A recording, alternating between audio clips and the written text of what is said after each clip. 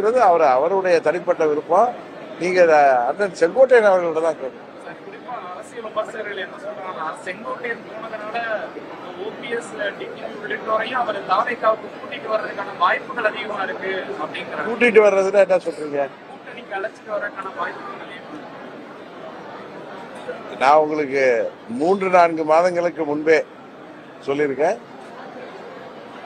சில கட்சிகள் நாங்கள் கூட்டணிக்கு வர வேண்டும் என்று, குறிப்பாக நான் செப்டம்பர் 1 தேசிய ஜனநாயக கூட்டணியை விட்டு வெளியேறிய பிறகு என்னிடம் சில கட்சிகள் அவர்களது கூட்டணிக்கு அம்மா மக்கள் முன்னேற்ற கழகம் வர வேண்டும் என்று என்னோடு பேசிக் கொண்டிருக்கிறார்கள் என்று சொன்னேன். அதெல்லாம் ஒரு முடிவுக்கு வந்த பிறகு நான் உங்கள்கிட்ட சொல்வதுதான் மரியாதையாக இருக்குன்னு சொல்லிட்டு இருக்கேன். நீங்க செப்டம்பர்ல கேட்டப்பே தெரியும்.